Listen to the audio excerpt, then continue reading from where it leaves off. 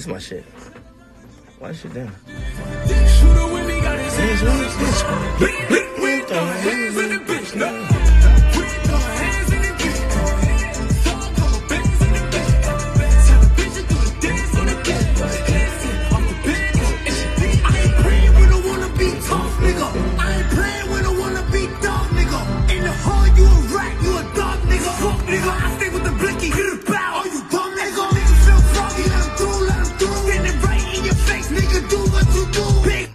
This is my favorite Trippie Red song right here.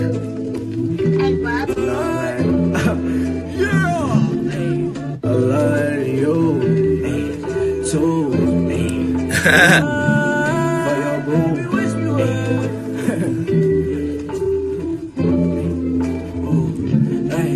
Baby, wish me well, wish me well. It's all they did just like a wish. This shit is fire. This is genius. And you know that I'm living hell.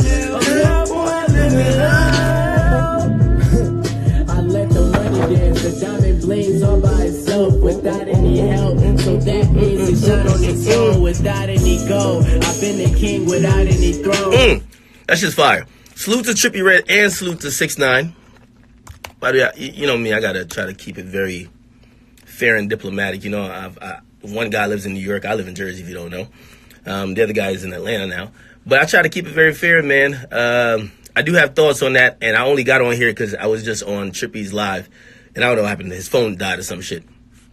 By the way, Lil Baby the hottest out here. Lil Baby, Gunna, the two fastest rides, and I just want to put that out there. Double XL fucked up like they did. QC must ain't cut the check. Both of them should have been on Double XL. Lil Baby's fucking fire. Lil Baby, Gunna, too crazy. They killing the streets, even though I'm going to tell y'all what's going to be hot in the future. Y'all want to know what's going to be hot in the future? I'm going to show that right here. And then I'm going to talk about this shit. Then I'll get off. I might be streaming tonight on Twitch, if y'all don't know. I rarely stream on my main account. This is for artist news. But, where is this shit? Here we go. This artist, though, up next. I guarantee it, man. I guarantee it. And I don't co-sign a lot. When I co-sign it, this artist up next, man. This artist up next. That's a fact. Y'all even see me? Who's trying to go live with me? This shit right here. Hold on. Yo, I'm such a troll. I'm such a troll.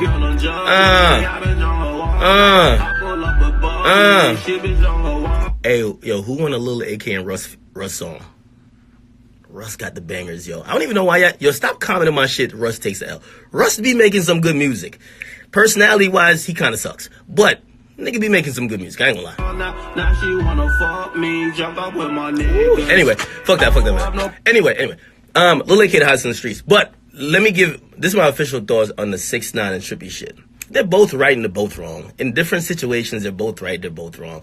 If you don't know, and again, I've talked to both of them on the record, on Twitch, shit, on Instagram Live clearly, and I've talked to them off the record. You know what I mean? And I've heard both of their sides, and like being someone who's separated from, like, I'm not either one of them, I could think a little bit more objectively. Clearly, it's like a one-up contest, you know what I mean? And also, by the way, we got to put into perspective that they're both, one's 22, the other one's 18. Keep in mind, they're 22 and 18. And especially on Trippie's part, because he just turned 18, I don't know how old some of you guys are. Some of you guys probably are really young. But, you know, they have gotten, and this is why I say both of them are right, but both of them win, right? Because they have gotten, and it's not just my page. My nigga, they've turned rap into the Trippie and 6ix9ine show. Like, they keep going back and forth. It's like when Drake and Meek was going on. Nobody cared about nobody else but Drake and Meek. Again, these are two young rappers. I mean, their biggest song, one is Gummo, the other one's Fuck Love. They've turned rap into, what did he say, what did she says. And let's be honest, I know it's a lot of y'all be on my page. I'd be like, yo, you know what? I hate seeing this. I'm tired of seeing whatever. But y'all tune in all the time. Like, what it is the same reason why Love and Hip Hop is popping. It's the same reason why VH1 be having a million reality shows. Y'all love drama. And they're the two rappers that got drama. And every time they beef, their follower counts go, shoop. through the roof. Every time I post about him, it goes shoot through the roofs. Does it translate to sales? That's a different discussion. But listen, these are young kids who got issues. And yes, I know for the niggas who are old heads, you might, well, my hairline receding, but nah, I ain't nothing. But anyway, y'all might not be used to people going back and forth, but like, number one, they see the effects. Number two, I think they personally secretly like it. Number three, that's how new niggas beef. They beef online through Instagram lives. Like, that was the equivalent of a diss track or a back and forth. Joining a nigga Instagram live and talking shit directly to him. I said to 6ix9ine, he called me after he pulled 190,000 people live. And I said to him, I said, I just want to be clear with you that, and I know you know this, because he said to me, the first thing he said, yo, I had 130,000 people before Trippie even joined. And I said, be clear, you don't pull 130,000 people without them thinking they're going to see something about beef. This beef is helping you both, okay? But that's hip-hop. Beef is always when it's played the right way and it's very open that people could see it, because hella niggas in hip-hop beef. You don't see it online. People fight. You don't see it online.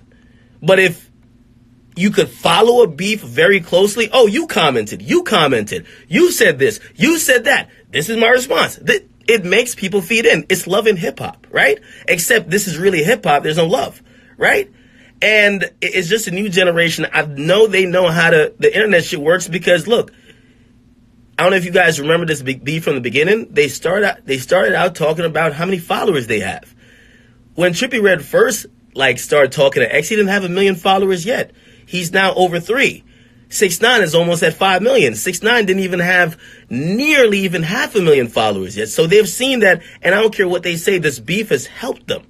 Because what happens, you guys who follow my page, let's be honest, you know what I mean? I just posted something. I posted some Swiss Beat shit. And also I posted some other content. Like, the positive stuff, y'all look at it like on my page, y'all niggas y'all love talking shit, and y'all love when niggas is getting at each other.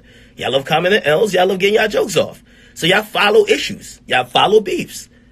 And both of these artists has clouded up off of that, which, you know what I mean, thinking about it, clout doesn't mean anything, because clout doesn't get you paid, but it could get you paid, right?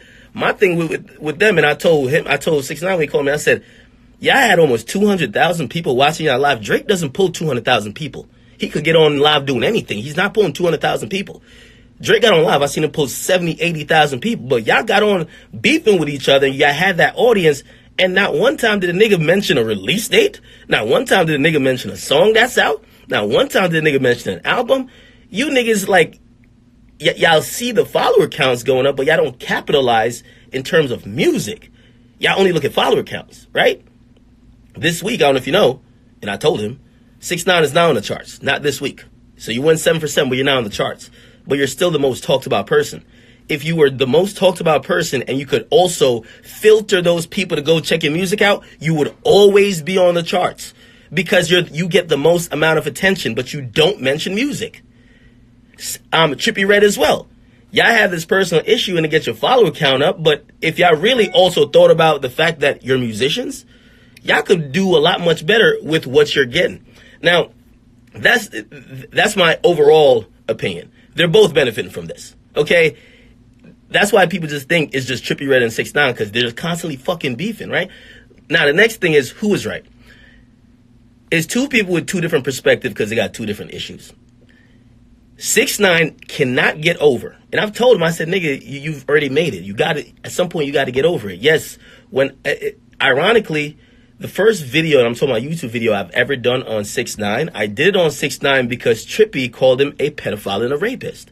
Whether that was true or not, I was introduced to him like that. Whether that was true or not, that was your introduction, where a lot of people start looking, because Trippie, who was a bigger artist, introduced you. So I understand Trippie a little bit thinking, nigga, if I didn't mention your name, things might go a little bit differently. That's on Trippie's side. You know what 6ix9ine is thinking?